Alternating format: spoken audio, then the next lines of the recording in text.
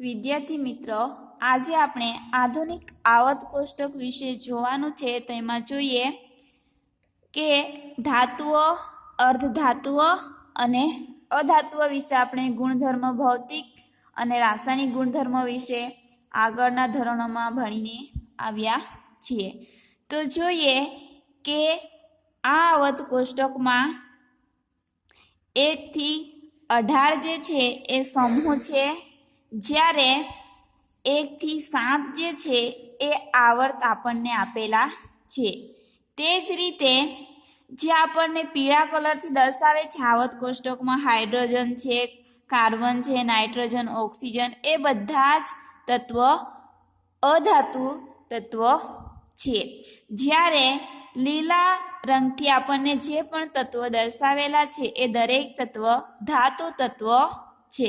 એ જ રીતે અર્ધધાતુ તત્વ કે જે આપણને ગુલાબી રંગથી દર્શાવેલા છે, boron, silicon, germanium, arsenic, antimony, tellurium અને પોલોનિયમ, એ જે છે 7 તત્વો જે છે એ અર્ધધાતુ તત્વો છે, જે આપણને વાકી ચૂકી રેખા ધાતુઓ અને અધાતુઓથી અલગ કરે છે, કે જે અહીંયા દર્શાવેલું છે આપણને અધાતુઓથી આપણને અલગ કરે છે.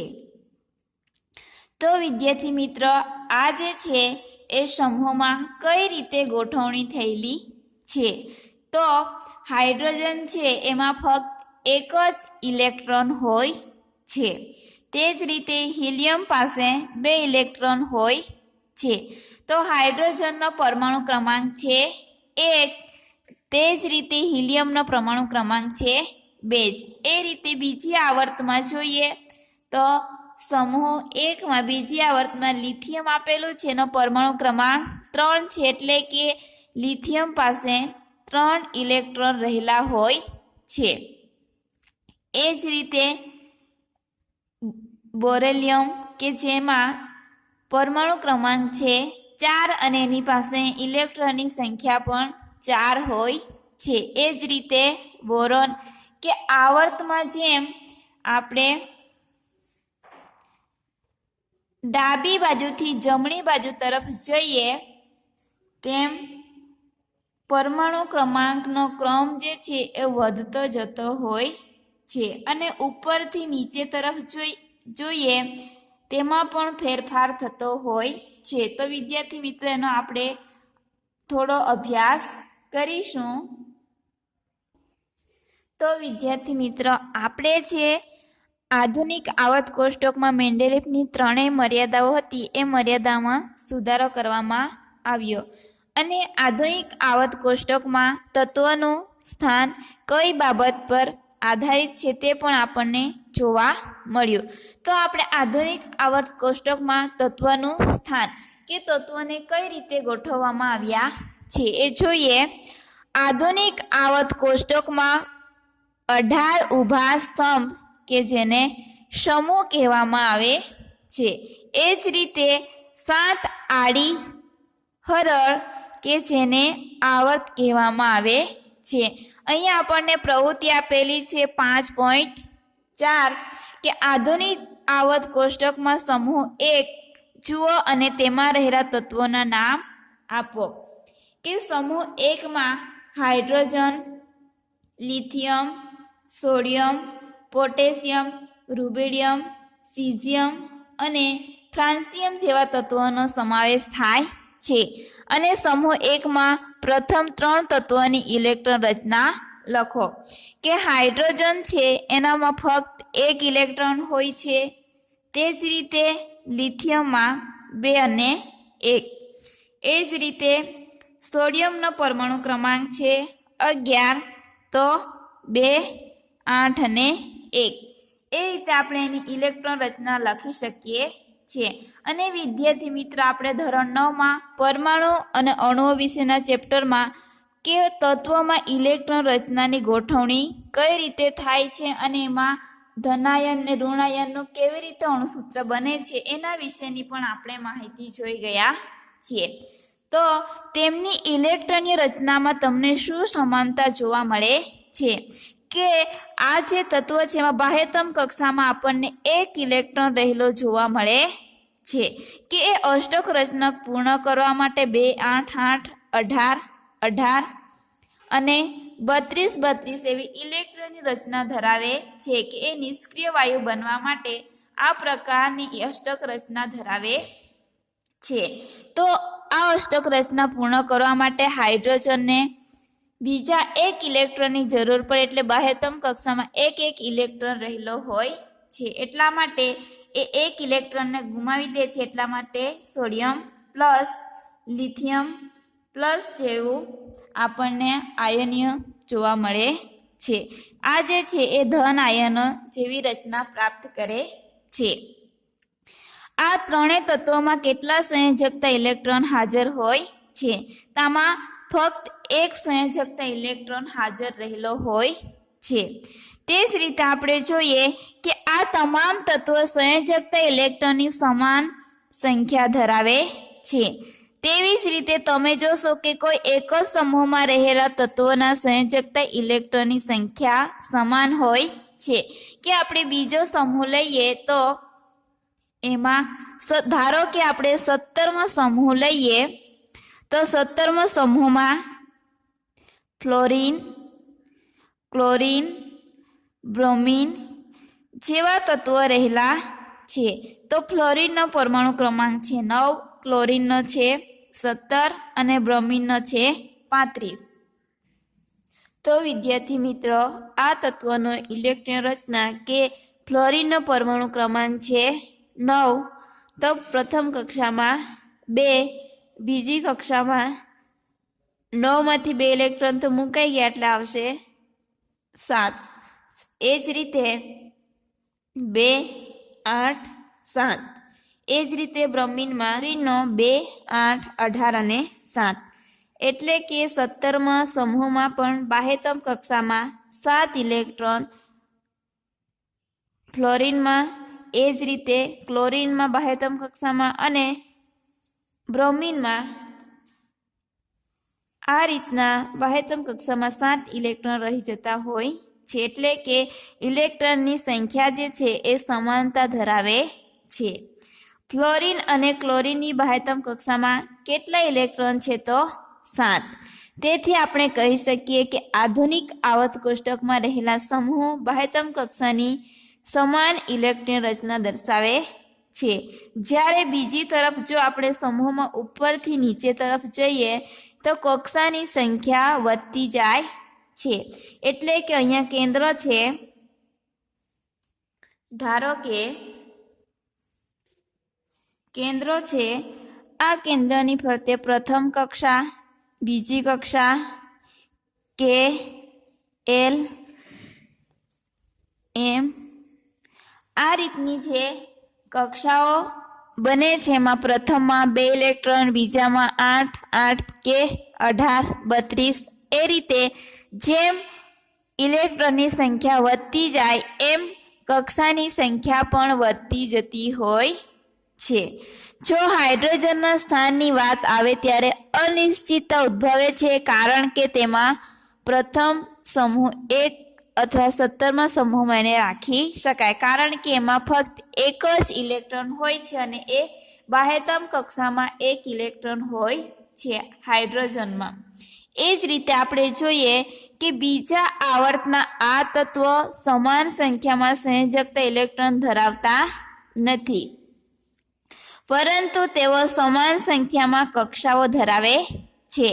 કે જેમ સમૂહમાં પરમાણુ જે છે એ સંયોજકતા ઇલેક્ટ્રોન સમાન સંખ્યામાં ધરાવે છે, એ જ રીતે કક્ષાઓ સમાન ધરાવતી હોય છે. આવર્ત જે છે એ કક્ષાઓ સમાન ધરાવે છે, જ્યારે સમૂહ જે છે એ ઇલેક્ટ્રોન રચનાની સંખ્યા કે ઇલેક્ટ્રોનની સંખ્યા જે છે એ સમાન ધરાવે છે. આવર્તમાં આપણે ડાબી બાજુથી જમણી તરફ જતા જો પરમાણ્વીય ક્રમાંકમાં 1 એકમનો વધારો થાય તો સંયોજકતા કક્ષાના ઇલેક્ટ્રોનમાં પણ 1 એકમનો વધારો થાય છે. સમાન સંખ્યામાં ભરેલી કક્ષાઓ ધરાવતા જુદા જુદા તત્વોના પરમાણુઓ એક જ આવર્તમાં મૂકવામાં આવે છે. એટલે કે સમાન સંખ્યા જે કક્ષાઓ છે કક્ષાઓની સંખ્યા સમાન હોય પરંતુ જુદા જુદા તત્વો હોય અને પરમાણુ એક જ આવર્તમાં મૂકવામાં આવે છે. જેમ કે સોડિયમ, મેગ્નેશિયમ, એલ્યુમિનિયમ, સિલિકોન, એ રીતના બધા તત્વોને એક જ કક્ષામાં ભરાયેલા હોય છે. એટલે કે એક જ કક્ષામાં મૂકવામાં આવે છે. આ તત્વોની ઇલેક્ટ્રોન રચના આપણે લખવાની અને દરેક આવર્ત નવી ભરાયેલી આવર્ત ઇલેક્ટ્રોન કક્ષા ધરાવે છે તે આપણે જોવાનું છે. તો વિદ્યાર્થી મિત્રો આપણે ધોરણ 9માં છે KLMN કક્ષાઓ વિશે જોઈ ગયેલા. એ જ કક્ષાઓ વિશે થોડી માહિતી મેળવીએ કે પહેલા, બીજા, ત્રીજા અને ચોથા આવર્તમાં કેટલા તત્વો છે કે એની આપણે ચકાસણી કરવી હોય તો આપણે જોઈએ કે જુદી જુદી કક્ષાઓમાં ઇલેક્ટ્રોન કેવી રીતે ભરાય છે તેના આધારે આપણે આ આવર્તમાં તત્વોની સંખ્યા સમજાવી શકીએ છીએ. તો કોઈ કક્ષામાં ઇલેક્ટ્રોનની મહત્તમ સંખ્યા 2n² સૂત્ર પર આધાર રાખે છે કે આ સૂત્રને આધારે આપણે ઇલેક્ટ્રોનની મહત્તમ સંખ્યાની શોધી શકીએ છીએ. જ્યાં n એ કેન્દ્રથી દૂર આપેલ કક્ષાનો ક્રમ દર્શાવે છે. અહીંયા ઉદાહરણ આપેલું છે કે કક્ષા કે જેમાં 2 ઇલેક્ટ્રોન અને કક્ષા 1 એટલે પ્રથમ કક્ષામાં ફક્ત 2 ઇલેક્ટ્રોન સમાઈ શકે. એ જ રીતે L એટલે કે બીજી કક્ષા જેમાં 2 ઇલેક્ટ્રોન ગુણ્યા આ જે છે આ ઇલેક્ટ્રોન ભરાય એની સંખ્યા નથી પરંતુ કક્ષાની સંખ્યા છે. કે બીજી કક્ષા તો 2 ગુણ્યા 2 અને નો વર્ગ એટલે કે બીજી કક્ષામાં 8 એ રીતે 8 ક્યાં તો 18 અને 32 એ રીતે ઇલેક્ટ્રોન જે છે એ કક્ષાઓમાં ભરાતા હોય છે. પ્રથમ આવર્તમાં 2, બીજા આવર્તમાં 8, ત્રીજા, ચોથા, પાંચમા, છઠ્ઠા, સાતમા આવર્તમાં અનુક્રમે 8, 18, 18, 32 અને 32 તત્વોનો આપણે સમાવેશ કરી શકીએ છીએ. આ માટેનું કારણ તમે ઉપલા ધોરણમાં શીખશો કે તમને જાણવા મળશે. આવર્ત કોષ્ટકમાં તત્વોનું સ્થાન તેની રાસાયણિક પ્રતિક્રિયાત્મકતા વિશે માહિતી આપે છે. સંયોજકતા તત્વ ઇલેક્ટ્રોન તત્વો દ્વારા બનતા બંધના પ્રકાર, સંખ્યા નક્કી કરે છે. મેન્ડેલીફે પોતાના કોષ્ટકમાં તત્વોના સ્થાન નક્કી કરવા માટે સંયોજનોના સૂત્રોનો આધાર લીધો હતો. તેના આધારે સમાન રાસાયણિક ગુણધર્મો ધરાવતા તત્વોને એક જ સમૂહમાં કેવી રીતે લખી શકાય એ વિશેની એમણે માહિતી મેળવી હતી. હવે જોઈએ આધુનિક આવર્ત કોષ્ટકમાં વલણ કે સંયોજકતા. તત્વોની સંયોજકતા તેના પરમાણુની બાહ્યતમ કક્ષામાં રહેલા સંયોજક ઇલેક્ટ્રોનની સંખ્યા દ્વારા નક્કી થાય છે. જેમ કે લિથિયમ છે તો લિથિયમમાં એનો પરમાણુ ક્રમાંક છે 3. તો પ્રથમ કે કક્ષામાં 2 ઇલેક્ટ્રોન અને L કક્ષામાં 1 ઇલેક્ટ્રોન. તો આ જે 1 ઇલેક્ટ્રોન છે એ બાહ્યતમ કક્ષામાં રહેલો ઇલેક્ટ્રોન એટલે આના દ્વારા આપણે એની સંયોજકતા નક્કી કરી શકીએ છીએ. હવે જોઈએ પરમાણ્વીય કદ. પરમાણ્વીય કદ શબ્દ પરમાણુની ત્રિજ્યાનો ઉલ્લેખ કરે છે કે પરમાણ્વીય કદને હાઇડ્રોજન પરમાણુની પરમાણુ ત્રિજ્યા 37 pm છે. એ જ રીતે બીજા તત્વોનું પણ આપણે પરમાણુ ત્રિજ્યાને નક્કી કરી શકીએ છીએ. આવર્તમાં ડાબી બાજુથી જમણી તરફ જતા પરમાણુ ત્રિજ્યા ઘટે છે. કઈ બાજુ? તો ડાબીથી જમણી તરફ જતા કેન્દ્રીય વીજભાર વધવાની સાથે ઇલેક્ટ્રોન કેન્દ્ર તરફ ખેંચાવાનું વલણ ધરાવે છે, જેને કારણે પરમાણ્ય કદ ઘટે છે. કે આવર્ત જે છે એમાં ડાબીથી જમણી બાજુ જતા પરમાણ્ય ત્રિજ્યામાં ઘટાડો થાય છે અને કેન્દ્રીય વીજભાર વધવાની સાથે ઇલેક્ટ્રોન કેન્દ્ર તરફ ખેંચાવાનું વલણ ધરાવે છે. એટલે કે કેન્દ્ર તરફ આકર્ષણ પામેલું હોય છે, એના કારણે પરમાણ્ય કદ જે છે એ ઘટે છે. સમૂહમાં ઉપરથી નીચે તરફ જતા પરમાણ્ય કદ વધે છે. કે પરમાણુ ત્રિજ્યાની વિરુદ્ધ દિશામાં જ્યારે પરમાણુ ત્રિજ્યા ઘટે છે ત્યારે આમાં ઉપરથી નીચે તરફ જતા પરમાણ્ય કદ જે છે એ વધે છે. આવું એટલા માટે થાય છે કે સમૂહમાં નીચે તરફ જતા નવી કક્ષાઓ ઉમેરાય છે, કારણ કે નીચે તરફ જતા પરમાણુ ક્રમાંક પણ વધતો હોય છે, એના કારણે નવી કક્ષાઓ ઉમેરાય છે. તેનાથી કેન્દ્ર તથા સૌથી બહારની કક્ષા વચ્ચેનું અંતર વધે છે. તેથી જ કેન્દ્રીય વીજભાર વધવા છતાં પરમાણ્ય કદ વધી જાય છે. એ જ રીતે આપણે હવે તત્વોમાં ધાત્ય અને અધાત્ય ગુણધર્મ વિશે માહિતી મેળવીશું. આપણે જોઈ શકીએ છીએ તેમ કે સોડિયમ અને મેગ્નેશિયમ જેવી ધાતુઓ આવર્ત કોષ્ટકમાં ડાબી બાજુ અને સલ્ફર અને ક્લોરીન જેવી અધાતુઓ જમણી બાજુ રહેલી છે. કે જે પીળા કલરની છે એ અધાતુઓ દર્શાવે છે. એ જ રીતે ધાતુઓ કે જે આપણને ગ્રીન કલરમાં દર્શાવેલી છે આવર્ત કોષ્ટકમાં. મધ્યમાં આપણી પાસે સિલિકોન છે, જે અર્ધધાતુ અથવા ઉપધાતુ તરીકે વર્ગીકૃત થયેલ છે, કારણ કે તે ધાતુઓ અને અધાતુઓ બંનેના કેટલાક ગુણધર્મો ધરાવતા જે તત્વ છે ને અર્ધધાતુ તત્વ તરીકે ઓળખવામાં આવે છે. આધુનિક આવર્ત કોષ્ટકમાં એક વાંકી ચૂકી રેખા ધાતુને અધાતુથી અલગ કરે છે. આ રેખાની કિનારી પર આવેલા તત્વો બોરોન, સિલિકોન, જર્મનિયમ, આર્સેનિક, એન્ટિમની, ટેલ્યુરિયમ અને પોલોનિયમ મધ્યવર્તી ગુણધર્મો ધરાવે છે. તેથી તેઓ ઉપધાતુ અથવા અર્ધધાતુ કહેવાય છે. અને બંધ નિર્માણ દરમિયાન ધાતુ ઇલેક્ટ્રોન ગુમાવવાની વૃત્તિ ધરાવે છે, એટલે કે તેઓ સ્વભાવે વિદ્યુત ધનમય હોય છે. એ જ રીતે આવર્તમાં જેમ સંયોજકતા કક્ષાના ઇલેક્ટ્રોન પર કાર્ય કરતો અસરકારક કેન્દ્રીય વીજભાર વધે છે, તેમ ઇલેક્ટ્રોન ગુમાવવાની વૃત્તિ ઘટે છે. કે કેન્દ્રમાં વીજભાર વધવાથી ઇલેક્ટ્રોન ગુમાવવાની વૃત્તિ ઘટતી હોય છે. સમૂહમાં નીચે તરફ જતા સંયોજકતા ઇલેક્ટ્રોન દ્વારા અનુભવાતો અસરકારક કેન્દ્રીય વીજભાર ઘટે છે, કારણ કે સૌથી બહારના ઇલેક્ટ્રોન કેન્દ્રથી વધારે દૂર હોય છે, તેથી સહેલાઈથી દૂર થઈ શકે છે.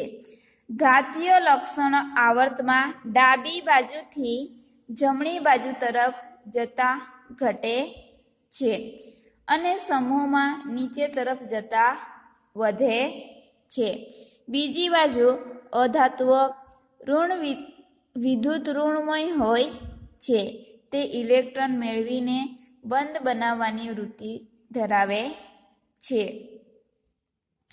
તો એ જ રીતે વિદ્યુત ઋણતાના વલણમાં દર્શાવ્યા પ્રમાણે અધાતુઓ આવર્ત કોષ્ટકમાં જમણી તરફ ઉપરની બાજુએ રહેલી હોય છે.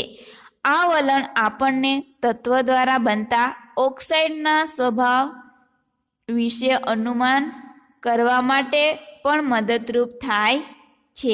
સામાન્ય રીતે ધાતુઓના ઓક્સાઇડ બેઝિક અને અધાતુઓના ઓક્સાઇડ એસિડિક હોય છે.